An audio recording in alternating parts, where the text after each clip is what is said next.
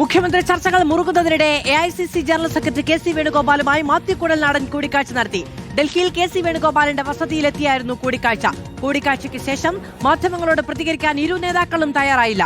KCയുടെ വസതിയിലെ പിൻഗേറ്റിലൂടെയാണ് മാത്യു കുഴൽനാടൻ മടങ്ങിയത്. അതിനിടെ മാത്യു കുഴൽനാടന്റെ തട്ടകമായ മൂവാറ്റുപുഴയിൽ VD സതീശനെ നിയുക്ത മുഖ്യമന്ത്രിയായി പ്രഖ്യാപിച്ച ഫ്ലെക്സ് ബോർഡ് പ്രത്യക്ഷപ്പെട്ടു. YS അഭിനന്ദ വിവരങ്ങളുമായി ചേരുകയാണ്. YS അഭിനന്ദ, ഈ സമയത്ത് ഏത് കൂടിക്കാഴ്ചയും വലിയ തോതിൽ രാഷ്ട്രീയമായി ചർച്ചയാകും. അതിനിടയിലാണ് മാത്യു കുഴൽനാടനും KC വേണുഗോപാലും തമ്മിൽ ഡൽഹിയിൽ KCയുടെ വസതിയിൽ ഒരു ചർച്ച.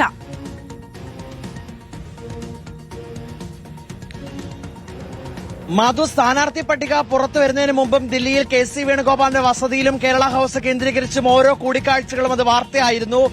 തെരഞ്ഞെടുപ്പിന് ശേഷം ഫലം വരാൻ ഇനി 5 ദിവസം മാത്രം ബാക്കി നിൽക്കെ വീണ്ടും കൂടിക്കാഴ്ചകളിലേക്ക് KC വേണുഗോപാലിന്റെ വസതിയടക്കം പോകുന്നതാണ് കണ്ടത്. ഇന്ന് മൂവാറ്റുപുഴയിൽ VD സതീശനെ പ്രകീർത്തിച്ചുകൊണ്ട് ഫ്ലെക്സ് ഉയർന്നപ്പോൾ, സ്വന്തം തട്ടകമായ മൂവാറ്റുപുഴ അത്രത്തേക്ക് ഫ്ലെക്സ് ഉയർന്നപ്പോൾ ദില്ലിയിൽ മാത്യു കുഴൽനാടൻ KC വേണുഗോപാലിന്റെ വസതിയിൽ കൂടിക്കാഴ്ച നടത്തുകയായിരുന്നു. ഇന്ന് 9 മണിക്ക് ആരംഭിച്ച കൂടിക്കാഴ്ച 10:15 അവസാനിച്ചതിന് ശേഷം മാധ്യമങ്ങൾക്ക് മുന്നിൽ പെടാതെ പിൻ ഗേറ്റിലൂടെ ഇറങ്ങി കേരള ഹൌസിലേക്ക് പോവുകയായിരുന്നു മാത്യു കുഴൽനാടൻ. ഇതുമായിട്ട് ബന്ധപ്പെട്ട് മറ്റൊരു പ്രതികരണവും നടത്തിയിട്ടില്ല. താൻ ഒരു എളിയ കോൺഗ്രസ് നേതാവാണെന്നും സംഘടനാ ജനറൽ സെക്രട്ടറിയുമായുള്ള സ്വാഭാവിക കൂടിക്കാഴ്ചയാണെന്നുമാണ് ഇപ്പോൾ മാത്യു കുഴൽനാടൻ വ്യക്തമാക്കുകയും ചെയ്തത്. മുഖ്യമന്ത്രി ചർച്ചകൾ ഇനി മന്ത്രിസഭയിലേക്ക് ആരൊക്കെ എത്തുമെന്നുള്ള ചർച്ചകളിലേക്ക് വഴിവെക്കുന്നുണ്ടോ എന്നുള്ള സംശയമാണ് നിലവിലുള്ളത്. മാധു, YS അഭിനന്ദാണ് വിവരങ്ങൾ നൽകിയത്. നിർണായകമായ ചില കൂടിക്കാഴ്ചകൾ ഉണ്ടാക്കുന്ന രാഷ്ട്രീയ കൗതുകം